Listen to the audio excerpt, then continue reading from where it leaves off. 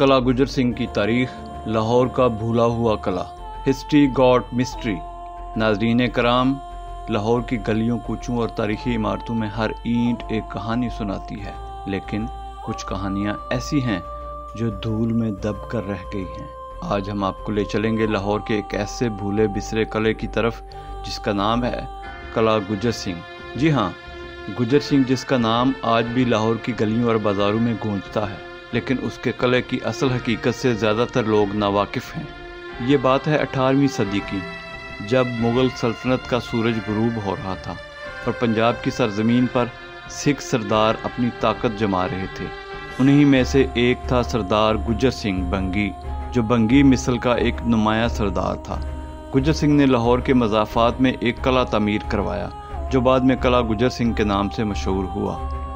ये कला सिर्फ एक फ़ौजी चौकी नहीं था, बल्कि लाहौर पर अपनी गिरफ्त मजबूत करने की एक हिकमत अमली भी थी, क्योंकि उस वक्त का लाहौर मुख्तलिफ धड़ों में बटा हुआ था और ताकतवर होने के लिए अपनी फ़ौजी छावनी और मजबूत मोर्चा ज़रूरी समझा जाता था। दस्तियाब मालूमात: 1765 में सिखों ने लाहौर पर कब्ज़ा किया और शहर के बैरूनी हिस्सों को तकसीम किया।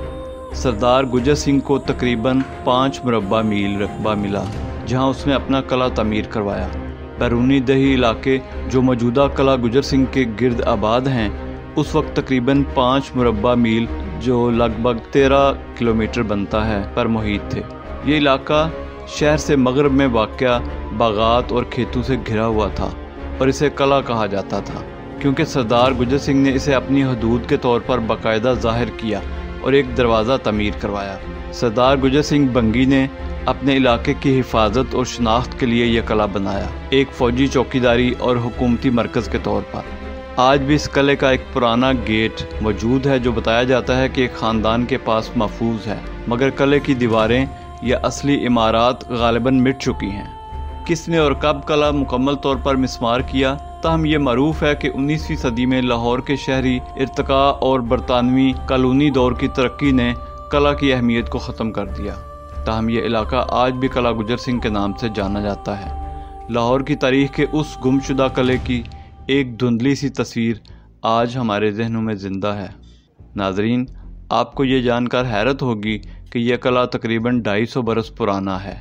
उसकी दीवारें मोटी ईंटों और चूने से बनाई गई थीं। चारों तरफ बुलंद फसील और अंदर फ़ौजी बैरकें मौजूद थीं। उसमें घुड़सवारों के ठिकाने, असलहा खाना और पहरा देने के लिए बुर्ज भी बनाए गए थे। कले के इर्द गिर्द उस ज़माने में खेत और बागात हुआ करते थे।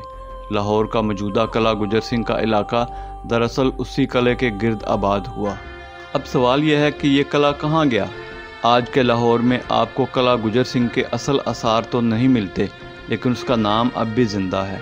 रेलवे स्टेशन के करीब का पूरा इलाका, जिसमें पुलिस हेडक्वार्टर्स और कई मोहल्ले शामिल हैं, इसी कले के नाम से मशहूर है। बाद पुरानी दीवारों के निशानात और आसार मकामी लोगों को अब भी दिखाई देते हैं, लेकिन रफ्ता रफ्ता शहर की तमीरात ने कले को निगल लिया।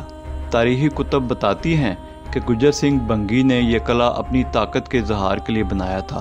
उस ज़माने में सिख सरदार एक दूसरे के ख़िलाफ़ सफ़ आरा थे।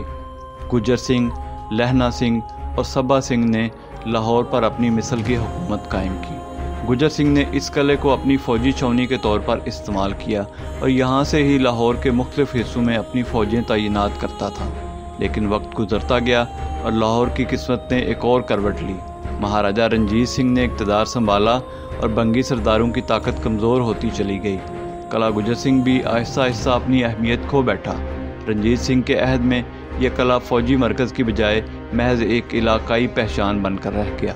कहा जाता है कि कला गुजर सिंह के कुछ खुफिया रास्ते भी थे, जो ज़ेरे ज़मीन बने हुए थे।